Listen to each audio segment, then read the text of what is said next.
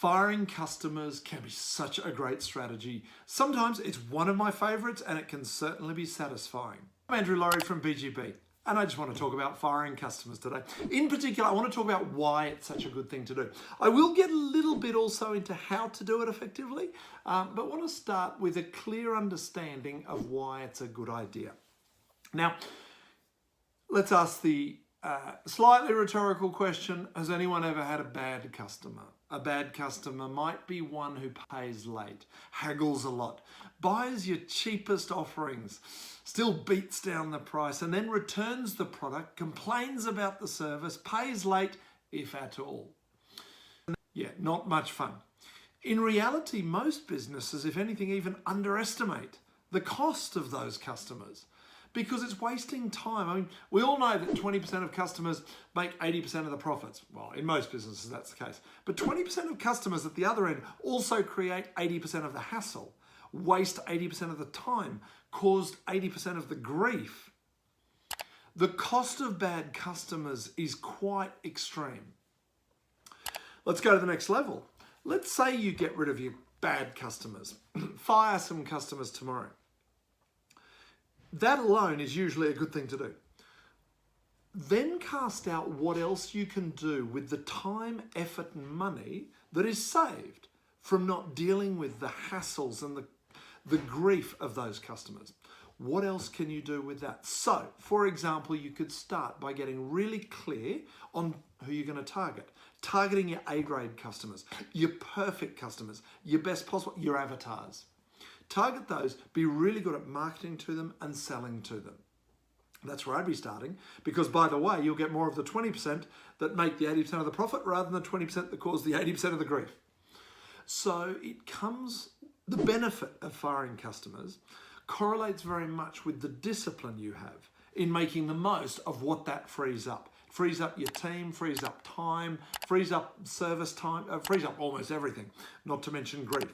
So by firing your customers, or firing the bad customers, you're going to end up with a much more profitable business because you're going to replace them with great customers. It's going to be more profitable. It's going to be vastly more enjoyable for you and your team, which, by the way, has further knock-on benefits. Team are happy, team stay, team are stable, team are productive. Business gets better and better. It's a win-win-win-win that multiplies itself. So get rid of the bad customers. Now, how to go about it? The usual recommendation is to rank your customers A, B, C, D. A is for awesome. Now we're talking about the customers who buy your best things. They pay early. They're great to work with. They refer other people to you.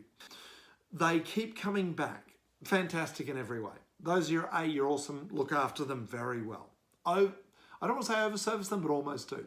Exceed their expectations, certainly. B, customers, basically pretty good. The lifeblood of many businesses, and they're good. They might not be quite as awesome, they might not refer as many or buy as often, but these are good customers.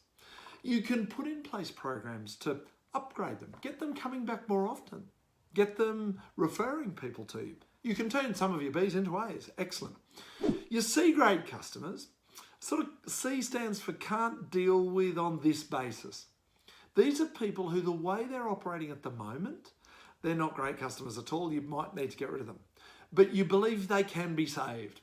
So you might communicate better with them. What would make them better customers?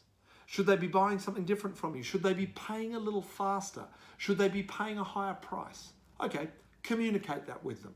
And on the basis that they make those changes, great. They will become Bs and possibly even As. And then there's the Ds. They should be dead to your business. Don't go out and kill them, but do go out and fire them. These are the people who are not going to make it. They're not going to become Bs and As. Get rid of them. So it starts actually with just being clear. Rank your customers, A, B, C, D. And then make sure you've got a good, clear plan for how you deal with each of the categories. Really look after and reward the As. Look after the Bs and upgrade them.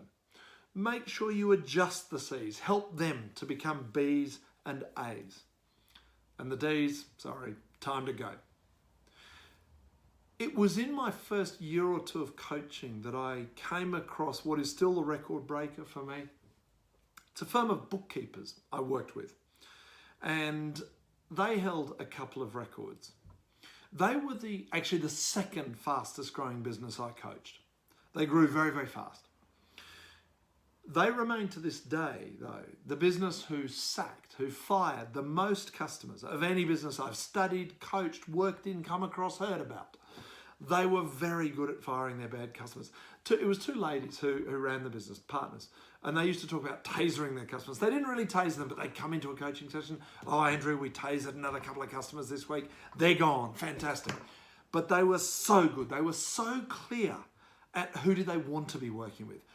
Who were their ideal customers? And then they would go out and target those people.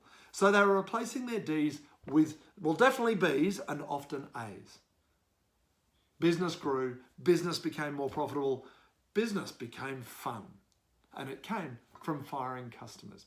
So as long as you're clear about which customers and who they are, firing customers is great because it gets rid of the grief, the hassle, and so much of the trouble in business, and then just replace it with the customers, replace them, I should say, with the customers who bring you joy and happiness and greater profits.